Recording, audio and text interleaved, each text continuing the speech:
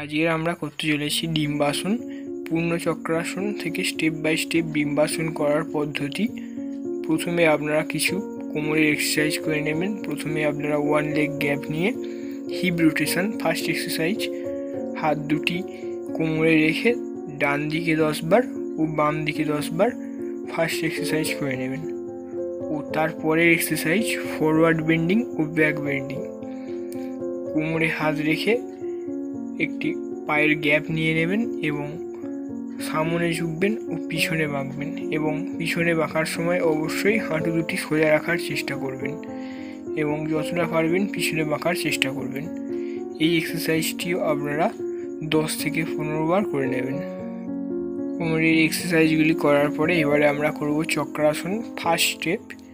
প্রথমে আপনারা পায়ের ওয়ান লেগ গ্যাপ নেবেন এবং হাত দুটি কানের সোজায় রেখে পিছনে বেঁকে হাত দুটি মাটিতে রাখবেন এবং হাত দুটি যেখানে মাটিতে ফেলবেন সেই জায়গাটাই রেখে হাঁটুটি ঠেলে সোজা রাখার চেষ্টা করবেন এবং হাত ও কনুইটি যতটা পারবেন সোজা রাখার চেষ্টা করবেন এবং মাথাটি হাতের সোজায় রাখবেন।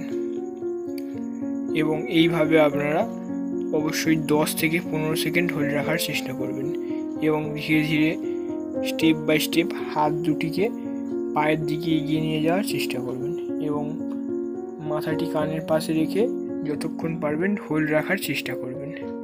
এবং চক্রাসন করার পরে আপনারা অবশ্যই পদহস্তাসন বা পশ্চিমোত্তাসন করে নেবেন এবং পদহস্তাসন করার সময় আপনারা অবশ্যই হাঁটুটি সোজা রেখে এবং বডিটি স্ট্রেট রেখে যতটি পারবেন নিচের দিকে নামিয়ে হোল্ড রাখার চেষ্টা করবেন এবং তারপরে কিছুক্ষণ রেস্ট নিয়ে নেবেন এবং রেস্ট নেওয়ার পরে আপনারা আবার চক্রাসন করবেন।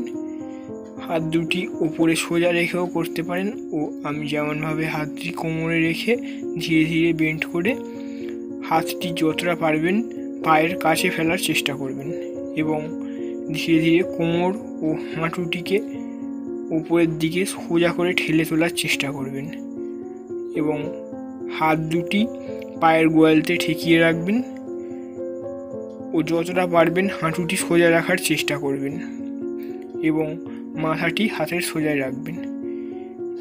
এইভাবে 10 থেকে 15 সেকেন্ড হোল্ড রাখার পরে আবার আপনারা পশ্চিমোত্তাসন বা পদহস্তাসন করে নেবেন। এছাড়াও আপনারা এই এক্সারসাইজটিও করে নিতে পারেন ফরওয়ার্ড বেন্ডিংয়ে, হাঁটুটি সোজা রেখে এবং হাত দুটি কনুই ভাঁজ করে সামনের দিকে চাপ দিয়ে যতটা লম্বা হয়ে টান দেওয়া সম্ভব হয় ততটা। এইভাবে আপনারা 10 থেকে 20 বার এই এক্সারসাইজটিও করে নিতে পারেন। এতে আপনাদের কোমরটি অনেক আরাম পাবে। এছাড়া আপনারা তারপরে পশ্চিমোত্তাসনও করে নিতে পারেন। হাত দুটি দিয়ে পায়ের আঙুল ধরে পিঠটি সোজা রেখে হাঁটুতে মাথা ঠেকিয়ে 10 থেকে 15 সেকেন্ড হোল্ড রাখার চেষ্টা করবেন। তারপরে আপনারা কিছুক্ষণ বসে রেস্ট নিতে পারেন বা শবাসন করে নিতে পারেন। শবাসন করার কিছুক্ষণ পরে আপনারা আবার তারপরে একইভাবে আপনারা পায়ের গ্যাপ নিয়ে দাঁড়াবেন এবং ধীরে ধীরে কোমরটিকে বাঁকিয়ে বেন্ডিং করে হাতটি যতটা পারবেন পায়ের কাছে ফেলার চেষ্টা করবেন এবং ধীরে ধীরে পায়ের কাছে এনে পায়ের উপরে ধীরে ধীরে তোলার চেষ্টা করবেন এবং একটি একটি করে হাত পায়ের গোড়ালির উপরে ধরবেন। ধীরে ধীরে অন্য একটি হাত দুটি পায়ে চেপে ধরে ধীরে ধীরে কোমরটিকে উপরের দিকে ঠেলে রেখে হাঁটুটি সোজা রাখার চেষ্টা করবেন এবং এইভাবে আপনারা 10 সেকেন্ড অবশ্যই প্রথম হোল্ড রাখার চেষ্টা করবেন এবং ধীরে ধীরে যতটি পারবেন উপরের দিকে হাতটি তোলার চেষ্টা করবেন।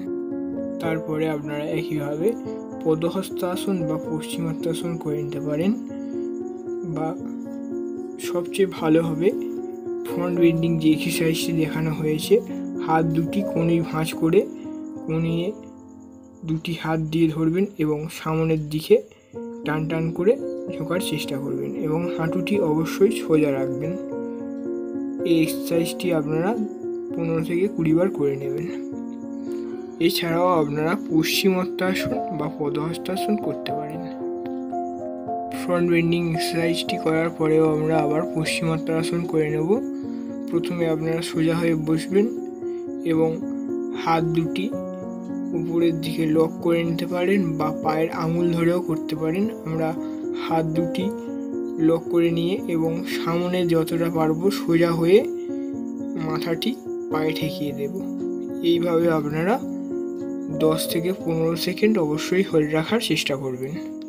আর যদি ভিডিওটি ভালো লেগে থাকে অবশ্যই লাইক, শেয়ার, কমেন্ট ও সাবস্ক্রাইব করবেন।